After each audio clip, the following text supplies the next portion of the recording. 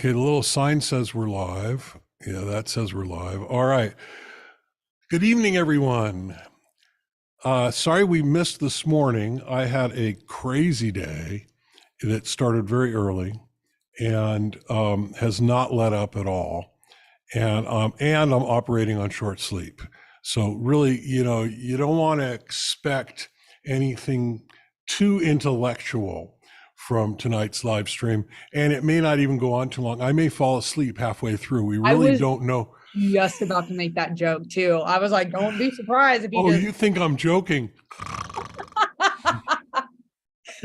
culture the narcolepsy. I see. Yes, I'm still wearing the same shirt I was wearing on Friday. Hey, nobody's judging. I'm sure it went through the washing machine.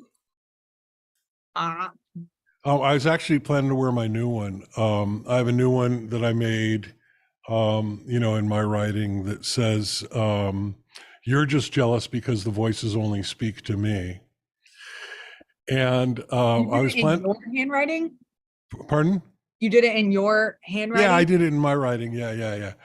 I like, the shirts with the witty bearisms are going to all be in my writing. And, some other ones might have, illustrations that I'll draw. Are we cold? Yeah, so you're gonna laugh, but I get really uncomfortable when I'm like sitting at my desk and I get hot. Like, and it gets so hot here in Texas, I'll be sitting here, beads of sweat running down my face. So we just bought a window unit. We're taking it back, okay? Taking it back to the olden days. Bought us a good old window unit, and that thing blasts directly on me. Yeah. But it's okay because when it's cold, you can always put more layers on.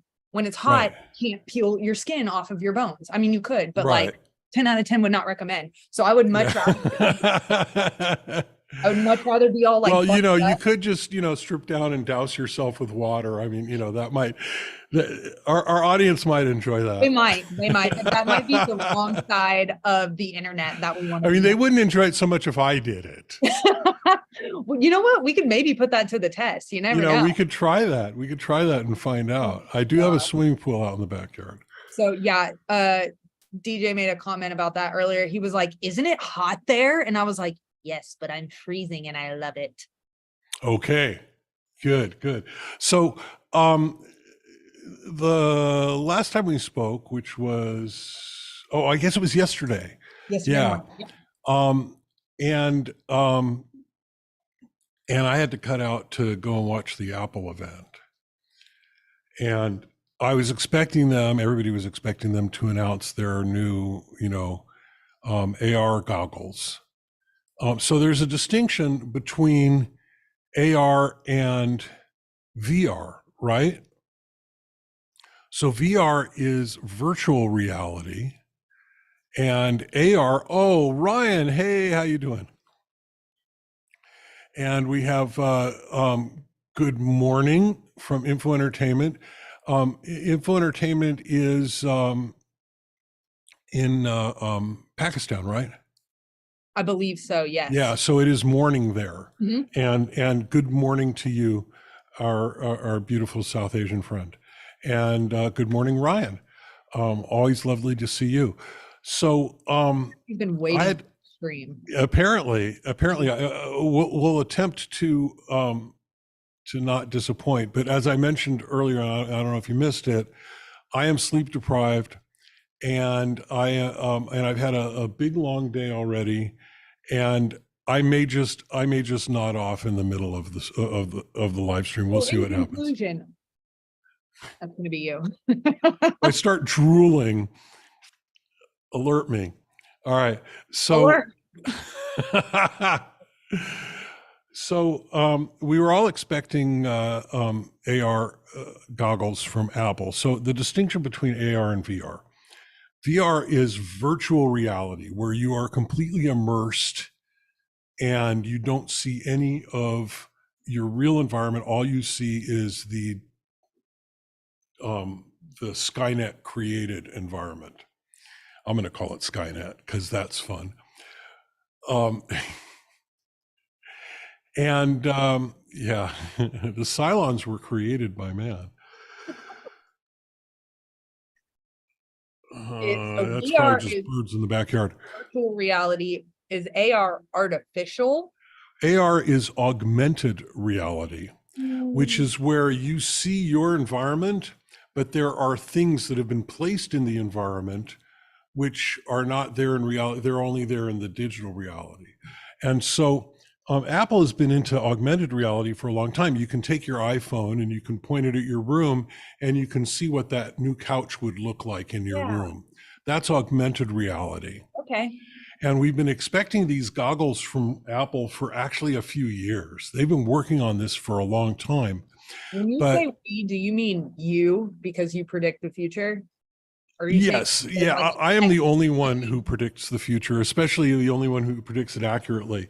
But no, seriously, I mean, the tech world has been looking forward to this. There's been rumors of this for a long time.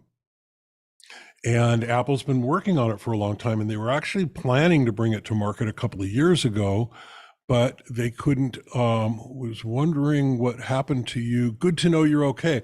It's good to know you're okay. Also, I presume you are okay, and I have no idea why you've been wondering. Because you mean because Because of this this morning. morning for me, last night for you, right?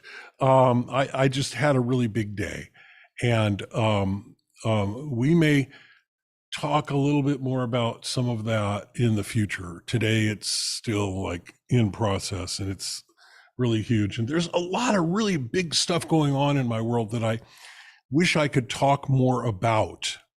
But we're just gonna leave it at that. But you know, some of it you'll see, you know, in the coming weeks, and some of it might take a little longer than that, and probably will. Hang on Ryan a second. also corrected my grammar and said bear and I exclamation point because I said me and bear. Oh, we For have the grammar shame, police. person. Did you even go to college?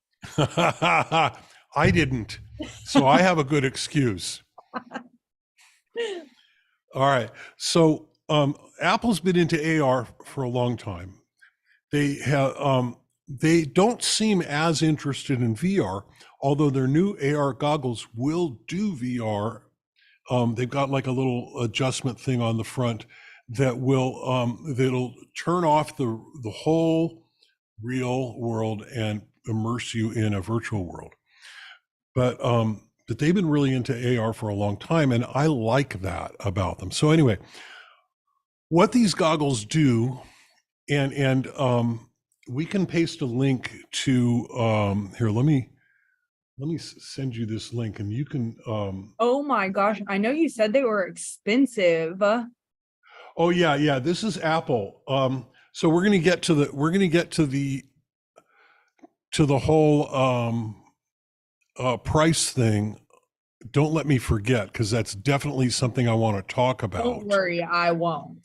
All right. So I'm gonna put this link in our chat, and you can send this.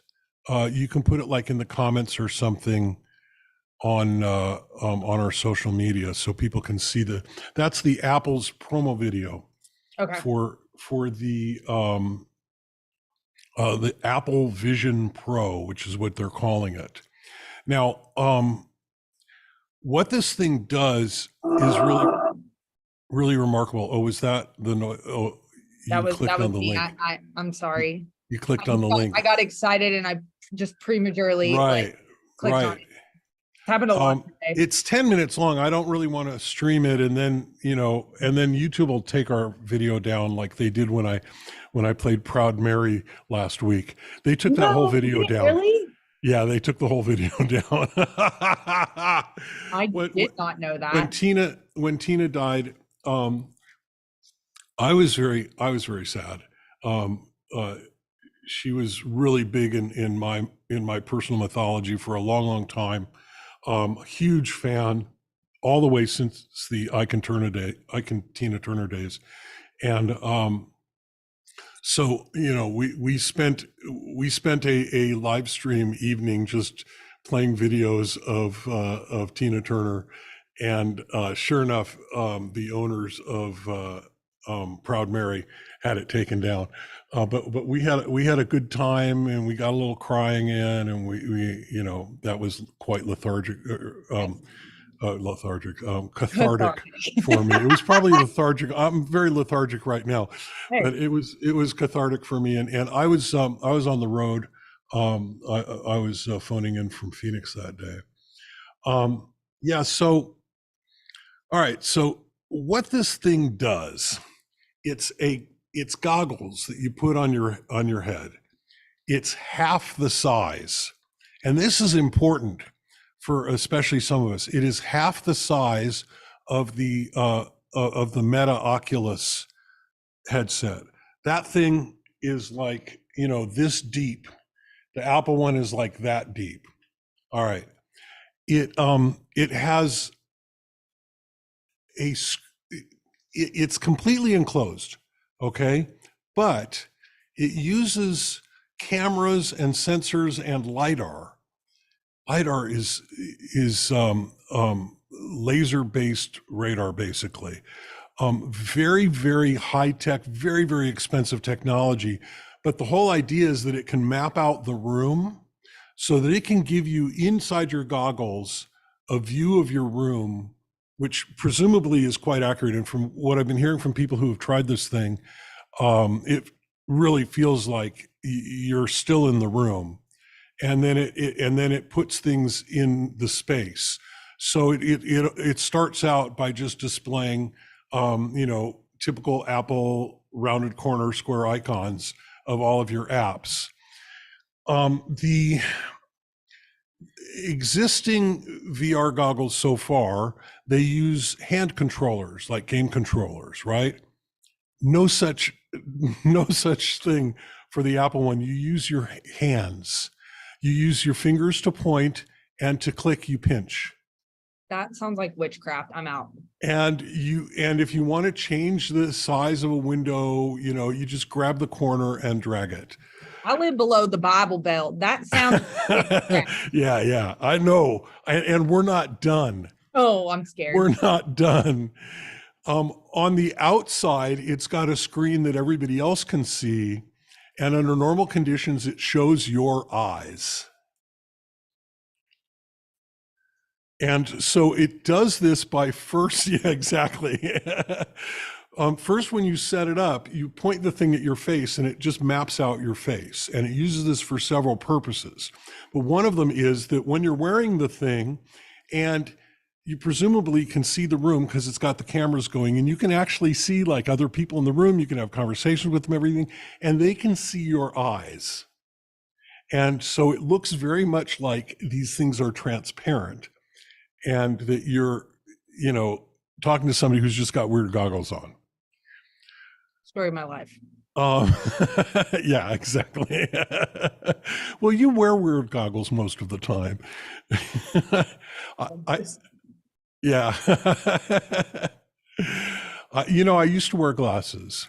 I wore glasses from the time that I was 6 years old until in my late 40s, I got cataracts. And I had to have cataract surgery where they take out your lenses and they put in artificial lenses. So I have bionic eyes now. That's why you always say that. And so I've never heard the backstory on that one. for the first time in my life, I woke up out of the surgery and I could fucking see for the first time since I was 6 years old. And and of course I'll never get cataracts again because they're artificial lenses.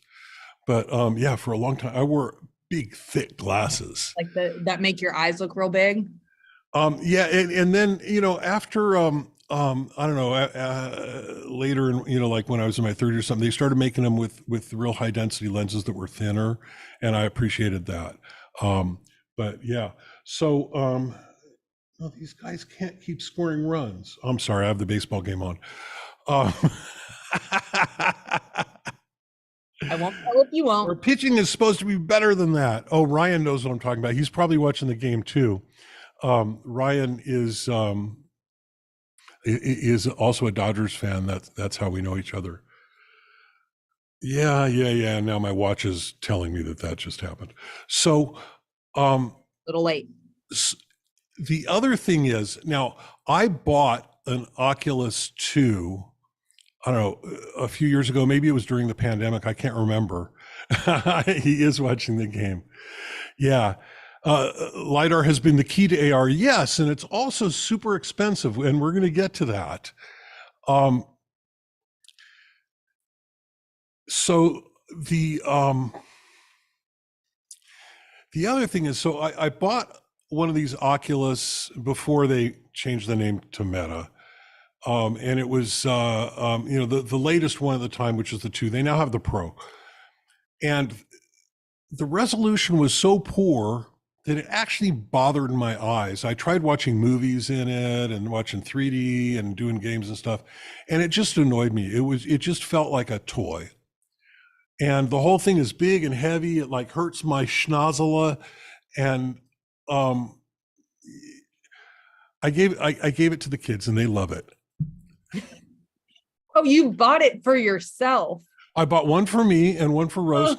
So that it was during the pandemic, and so that we could watch movies together. Right. And we could hang out together and we could play golf together and do things. It never happened and it never worked. And so the kids have them. But this Apple thing, it's smaller, it's lighter weight, and each eye has a dedicated 4K screen.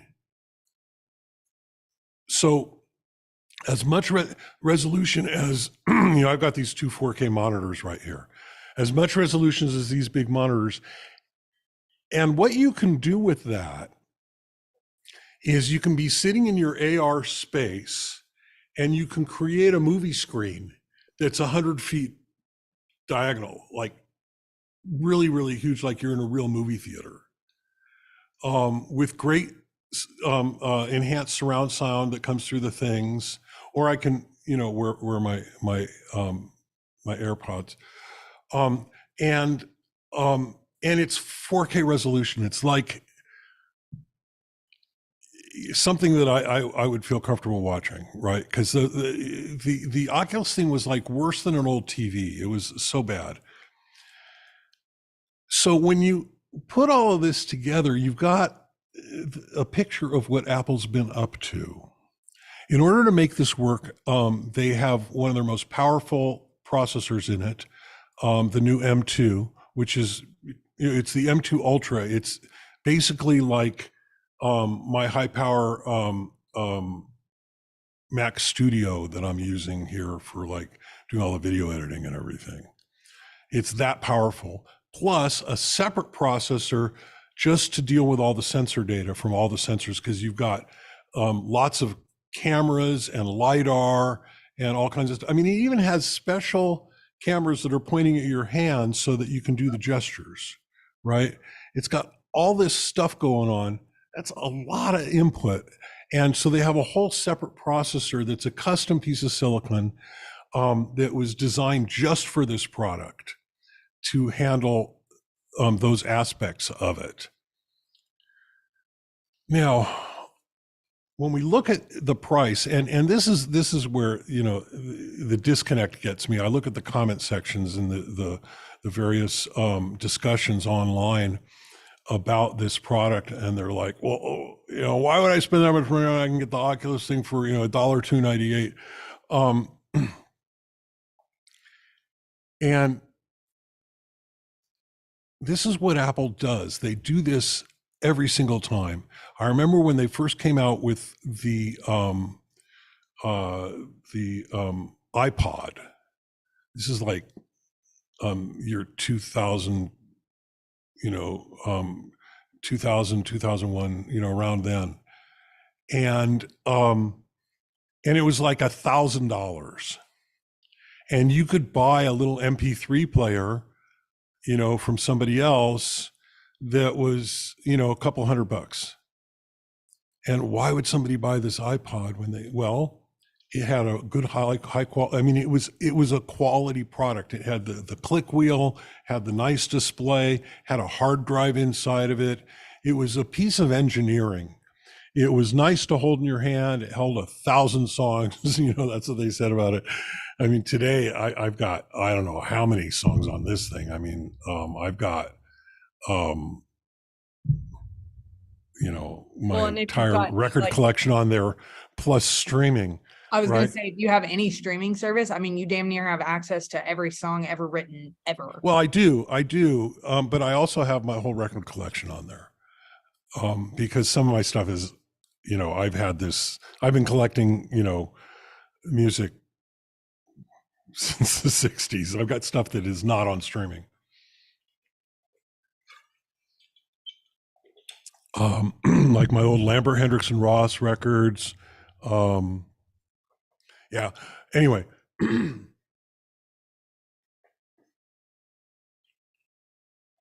So when you consider all the sensors, and you consider, the front-facing screen, the two 4K screens for each eye, the lidar, the software, all of the stuff that went into this thing, and just the engineering of the headset. I mean, to cram all that stuff into half the space of the Oculus is an engineering marvel. The quality materials that they use, for the seal on the eyes and the head strap, they've gone to great lengths to make these things comfortable. And from people that I've read who've tried them, they're very comfortable. All this stuff adds up to a lot of cost. What Apple does, and they do this every single time, and I was talking about the iPod there, they are not interested in being first to market. Let everybody else come out and make all the mistakes. Let us, learn from their mistakes, and then we're going to make something really, really special. And that's what they do. They do this over and over and over and over again. They did it with the original Mac. I mean, you know what PCs looked like before the original Mac? It was like you had a TV screen on top of a box with a clunky old keyboard and a modem that you have to put the phone in the little cradle, right? And Apple comes out with this little box with a handle on the top of it, and it says hello when you turn it on. I mean, and it was 3 times as expensive as an IBM. And people bought them. Why do people buy them? Because because we like having nice shit. I remember when Apple came out with the desktop computers and the laptops that were all the different colors and like the Game Boys. Oh, the candy colors. Oh, you wanted one of those. Oh boy, howdy did I. Yeah. I had a really nice, once the flat screen monitors coming out, I had one of those. It was, my dad is super geeky and got me a really nice computer, but I just wanted a pretty color. Exactly. The pink one. Yeah. Oh, people like that. And Apple's whole approach to design has always been make it high quality, make it beautiful, and make it fun.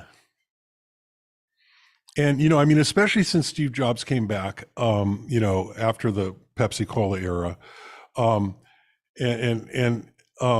they designed those iMacs. Remember the iMacs in the candy colors? Yeah. I mean, everybody wanted one of those, and they worked better, and they had the graphical interface. I mean, I didn't want one because they were slow and they weren't really techie, and I was very techie, but eventually they realized that they couldn't go so far with those clunky old processors. They went to the Intel processors around 2007.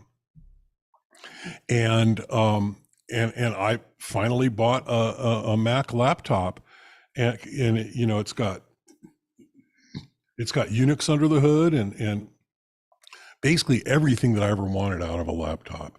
And within a year, I had replaced all the computers in my lab with Macs. And and I have never looked back. And here I am today, and now I've got all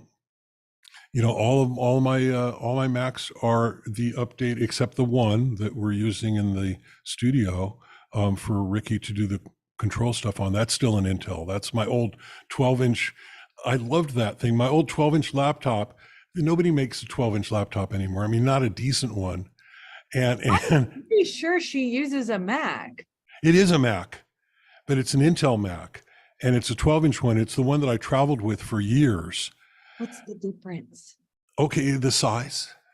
Oh, okay. It's a cute little one that fit nicely in my carry-on. You know, now I've got a slightly bigger one that's still just fine. That's what she said. Yeah, anyway. But this is what they do every time. And that anybody might have expected anything different out of Apple, I think is insane. What they did is they created what they want to build in the future. And they made it happen today. And yeah, it's super expensive. It's what I call early adopter expensive, right? Early adopters, you know, you pay a little bit extra to get, you know, the product of the future today. It's like when I bought my Tesla, okay? I mean, I paid a ridiculous amount of money for that, but I wanted that car because it was from the future and it's got the wings and it plays music and you know, I mean, no, you know, it dances, right? Next time you're here, you have to ask me to show you my car dancing because it does. It dances. Dancing? Pardon? Dancing? Like you can just turn on any song? No, it does a routine. Oh, it does a whole perform. Okay, I'm on. It does a whole performance. You know, it like flaps background. its wings. It flaps its rearview mirrors. Okay, that would actually be a really good TikTok video. I'll watch the car dance, and then I'll learn the dance that the car does, and then I'll do a human interpretation of it. There you go. Yes, we definitely need to do that. I'm writing it down right now. Yeah, we definitely need to do that the next time you're out here. I wish Ricky was here. But you know, that car today, and it's all paid for, and you know, I mean, I've had it now for 7 years, and I will never buy another Tesla, and that's just because Elon Musk has become so dangerous. But that car today, you can get pretty much that same car for, I don't know, $30,000-$40,000 less than what I spent on it. But I was an early adopter. I wanted that car. I want it now.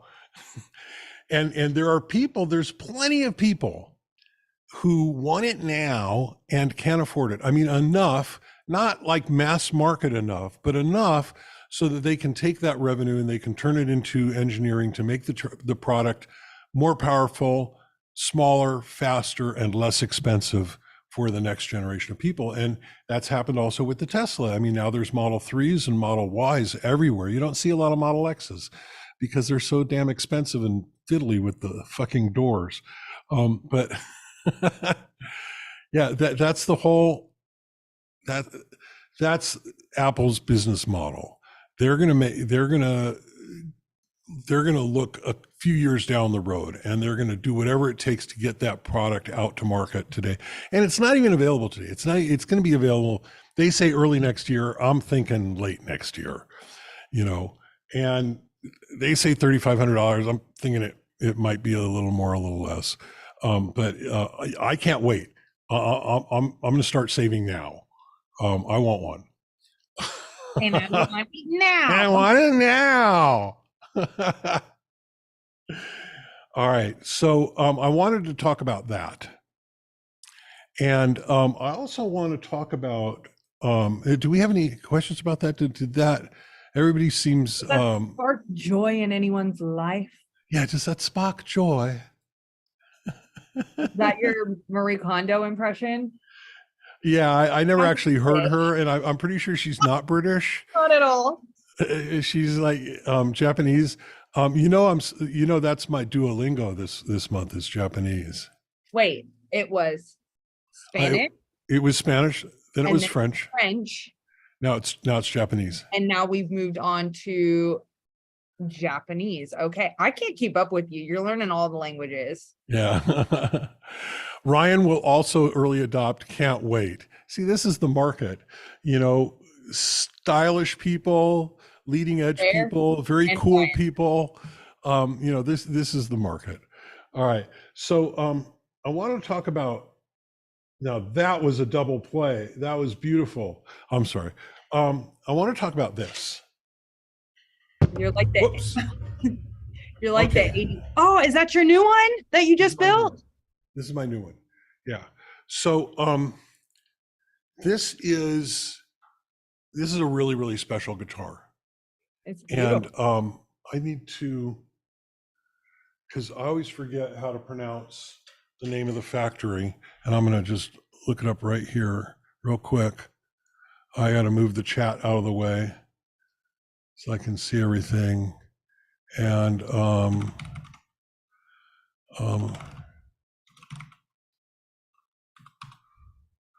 don't do that to me. I hate when you do that. So Google Chrome has this new feature, resume your journey.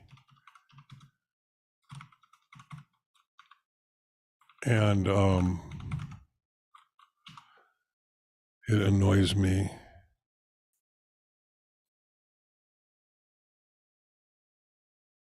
Yeah, Matsumoku. Okay, so okay, there's a story that goes with all of this. So this is a copy of a Gibson guitar. So in the 1950s, pardon? I said copyright. Yeah. So you can see on the headstock it says Aria Pro 2. And on a Gibson one, just a second, I'm gonna go get a Gibson one, just a second. Oh. Can anyone name this character? Anyone? Bueller. Oh wait, no, you can't even see the character. It's just me. I can't even see my screen. Oh, they can't see my my icon? No, my avatar? when you like turn your camera off, it's just me on the screen. Oh, they don't get to see my Paymay? They Okay. did not. So this is a Gibson ES335, and you notice on the headstock it says Gibson, and it's got the little crown, right? And so this is a genuine Gibson ES335. I bought this, I don't know, I bought it used. It's roughly 20 years old. And when I got it, it had all kinds of problems that I had to fix. And these problems had been there since the factory. I mean, everything needed adjusting, all the nuts needed to be tightened down. It was poorly built. And I bought new Gibsons as recently as like 5 years ago.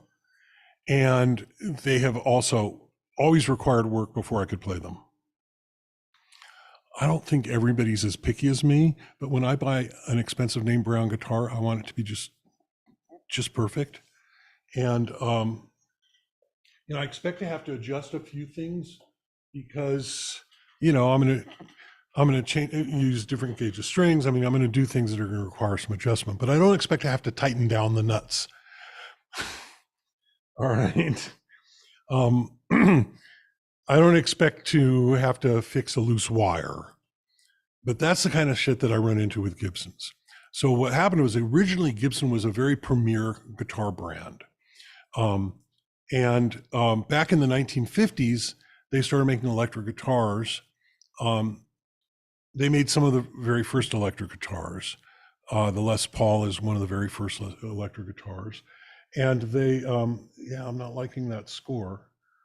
Okay, good. It looks like Great Earl had a clean inning, but somebody before him didn't. And so this guitar here is an ES335. And at some point in the late 1950s, Gibson decided that they needed to make semi-hollow body guitars. So this is, you can hear, it makes sound. Right, you can hear that?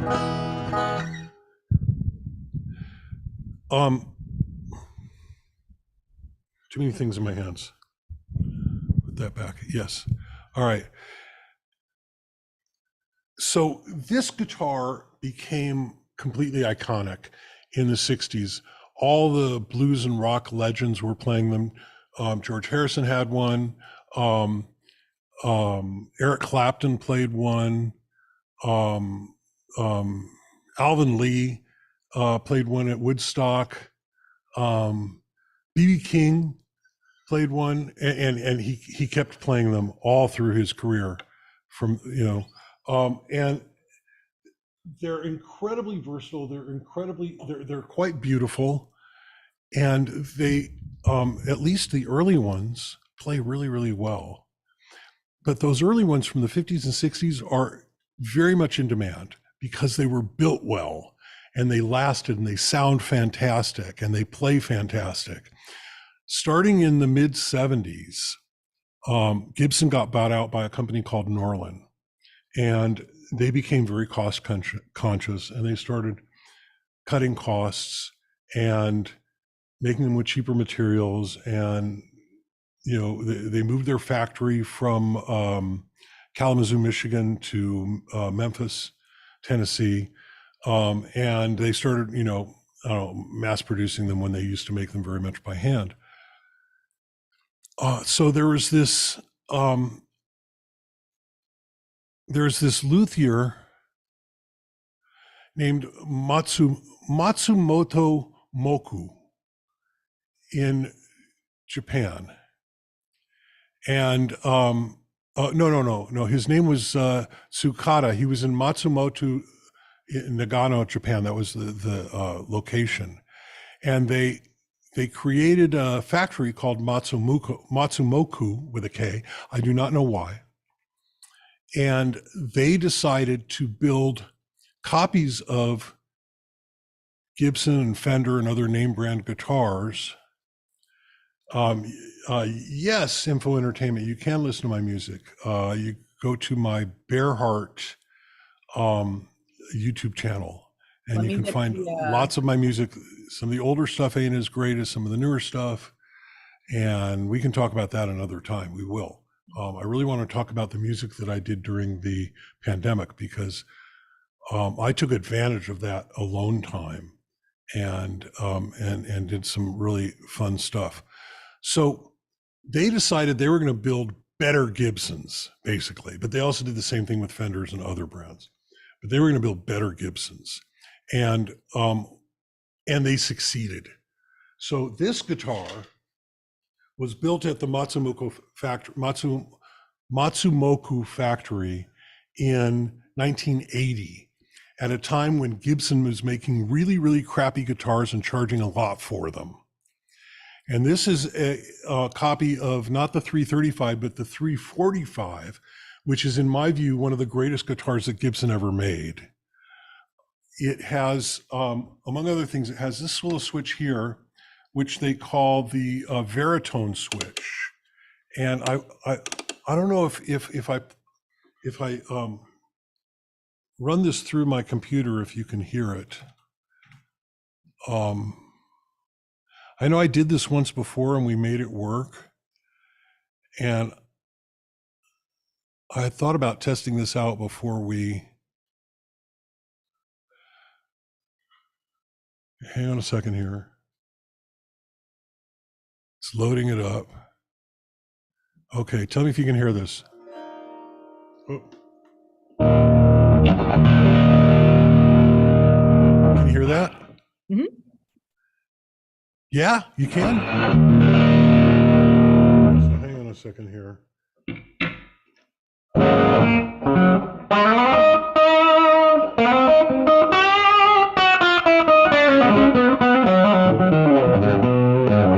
can hear that? Yes, sir. Perfectly. Right. That's better than I've ever heard it. Okay, so what's amazing, I mean, there's a million things amazing about this guitar. It feels great, it plays great. I'm just loving this guitar so much. But the Veritone switch, so this has 6 positions, and I'm going to play each one of them for you. This is position 1. Oh, wait a minute.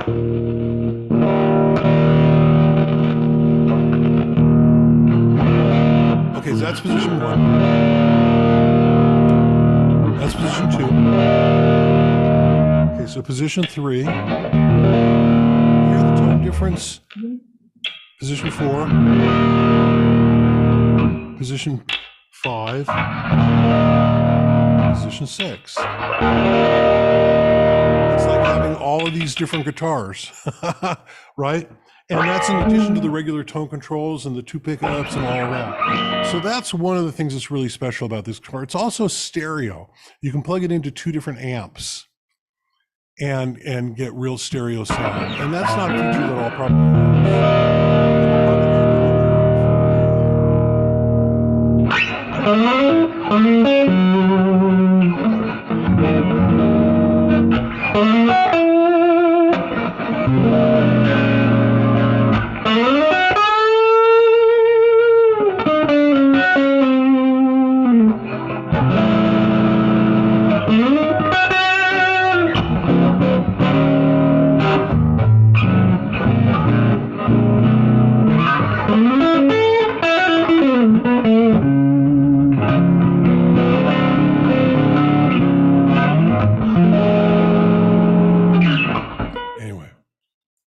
that's pretty much the story of this guitar. This is so a Gibson of this vintage, of a quality vintage, of Gibson that's made before about 1972, 1973, of this model of the ES335 stereo is going on eBay for 20 grand or so. This guitar, which is higher quality, I got this for $1,200. And I've been looking for one for years.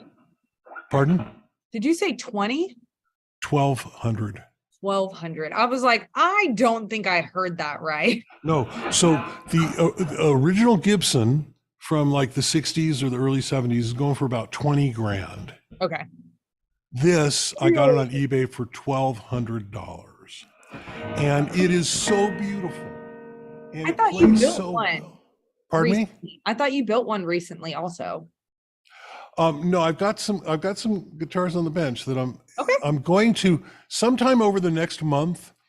I'm gonna do some more work on my guitars. I have one that's up here on the wall. The second one from the right, that one there. I need to change the neck. Okay. And then I've got parts for a whole new one on the shelf that I've been. Should I be writing this down and reminding you in our morning emails?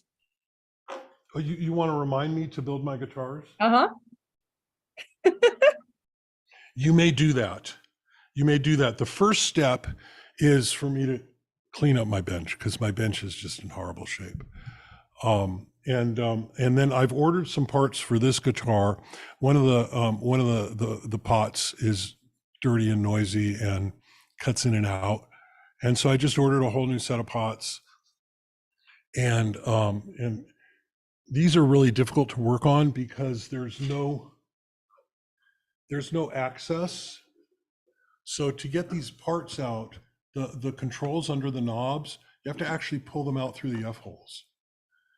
And it's very fiddly.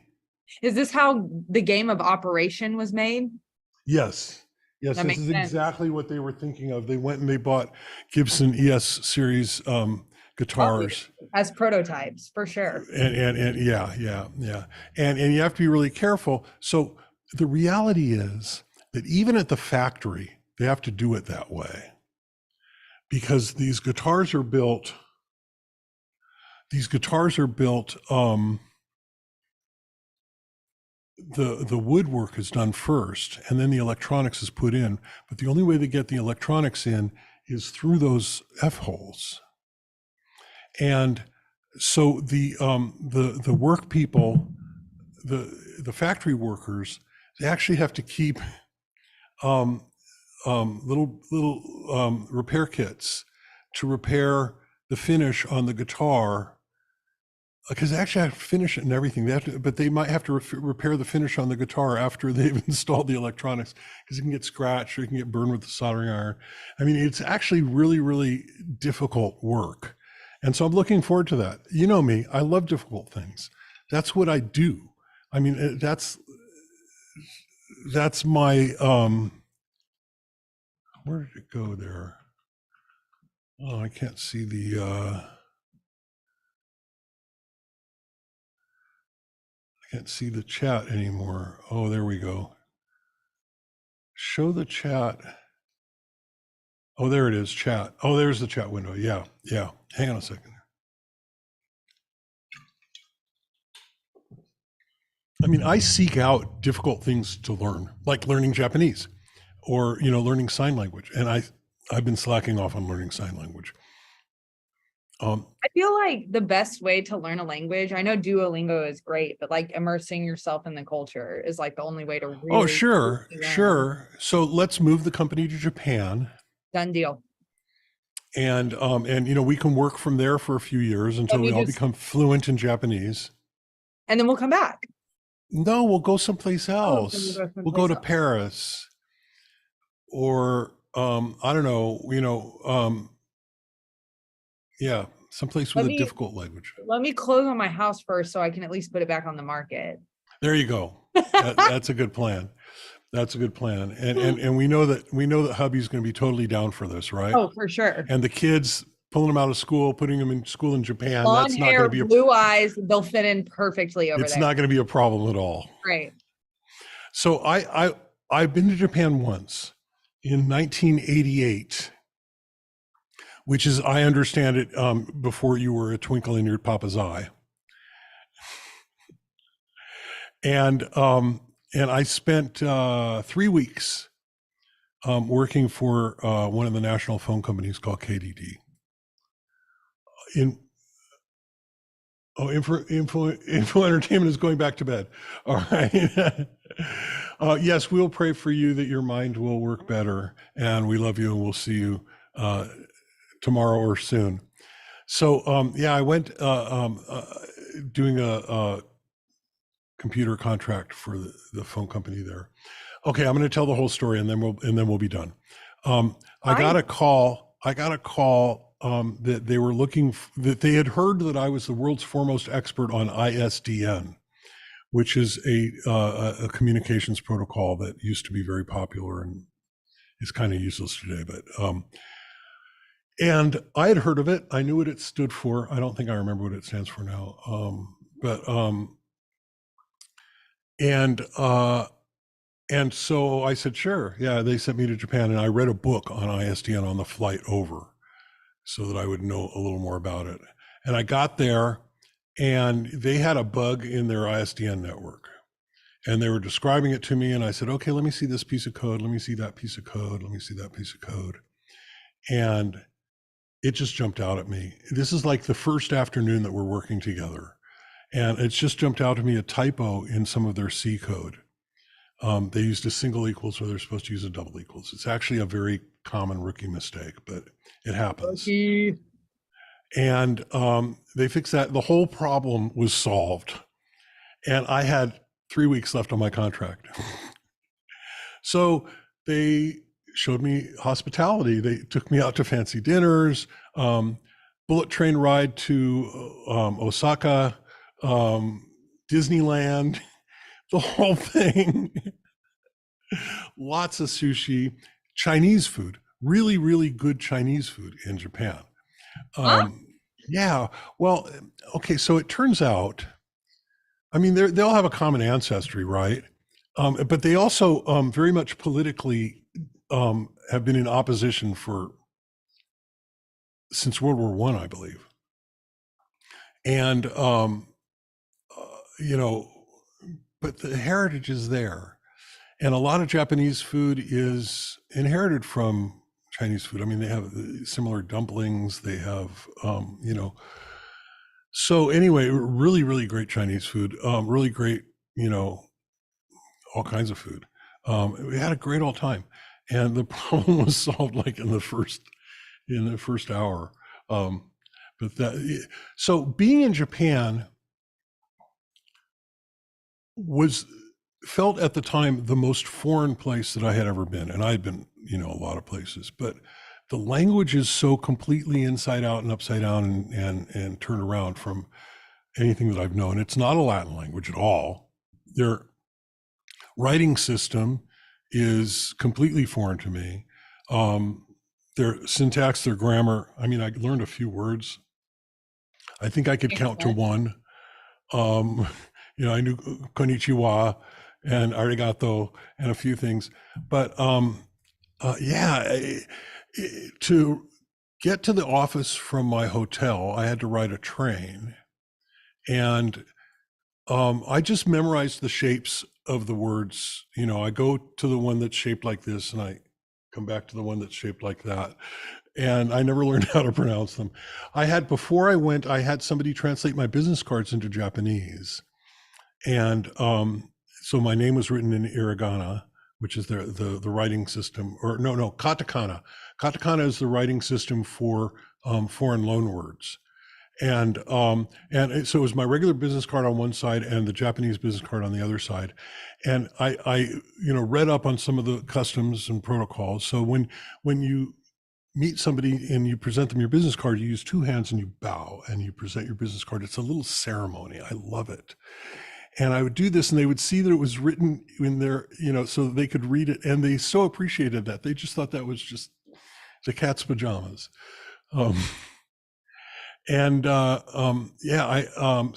Somebody invited me over for a meal with their family, and I got the address, and I researched how to get there on the public transportation, and I got completely lost.